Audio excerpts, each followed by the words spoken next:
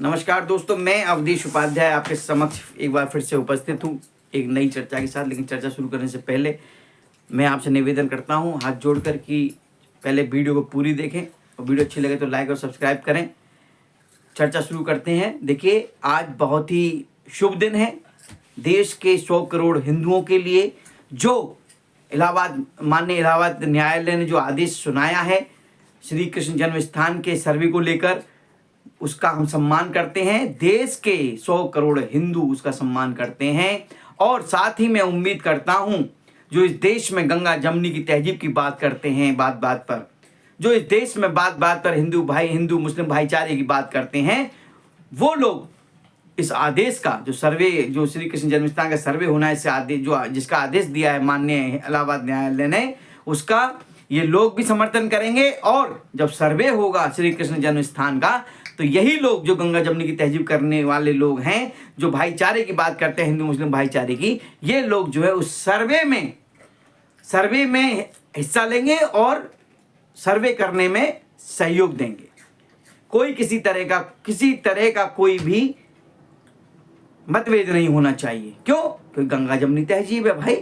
गंगा जमुनी तहजीब को एक तरफा थोड़ी ना है। हिंदू मुस्लिम भाईचारा को एक तरफा थोड़ी ना, वो तो भाईचारा है ना। तो भाईचारे के लिए तो इतना तो कर ही सकते हैं देश के जो विशेष वर्ग के लोग हैं। तो मैं यही उम्मीद करता हूं कि सभी लोग जो हैं मिलजुल कर इस सर्वे में हिस्सा लेंगे और निश्चित रूप से ये सर्वे पूर्ण होने पर कृष्ण भगवान को वर्षों सदियों बाद जो है न्याय मिलेगा। जैसे प्रभु श्री राम को सदियां बीत गई, अब जाके न्याय मिला है। और 22 जनवरी को हमारे देश के यशस्वी प्रधानमंत्री माननीय श्री नरेंद्र मोदी जी जो है मूर्ति स्थापना करेंगे प्रभु श्री राम लला की। इसी तरह से कृष्ण भगवान की भी स्थापना जल्द ही होगी निश्चित तौर पर। जी हाँ, लेकिन अब बात आती है जो लोग तिल मिलाए गए हैं।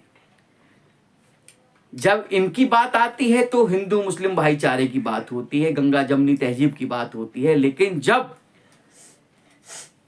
बहुसंख्यक 100 करोड़ हिंदुओं की बात होती है तो ये तिल मिला जाते हैं। ऐसा क्यों?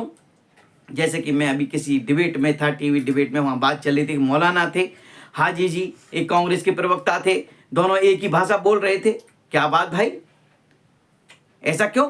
कभी तो कांग्रेस वाले कहते हैं कि राम मंदिर जो है, राम मंदिर तो भगवान राम तो सबके हैं, इसका श्रेय बीजेपी क्यों ले रही है? अरे भाई, हमने कब मना किया कांग्रेस वालों से?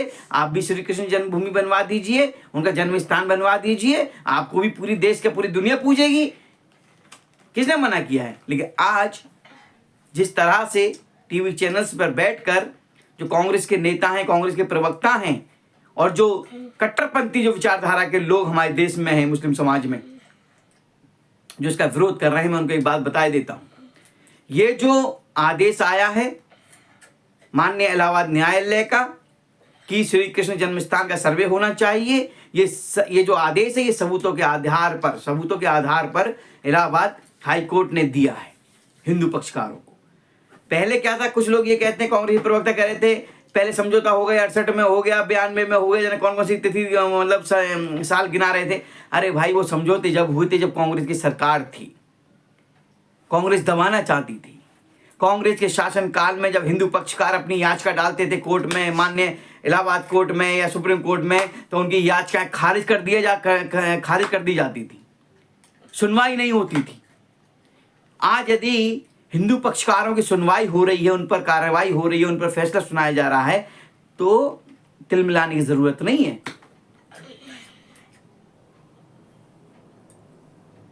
अगर इस देश का मुसलमान औरंगजेब बनकर इस देश में रहेगा तो बर्दाश्त नहीं है। हाँ, लेकिन अशफाकुल्लाह की तरह रहोगे तो इस देश में पूजे जाओगे। अब्दुल कलाम की तरह बनकर रहोगे तो इस देश में पूजे जाओगे। लेकिन अगर आप औरंगजेब बनने की कोशिश करोगे तो इस देश से खदेड़ कर आपको बाहर भगा दिया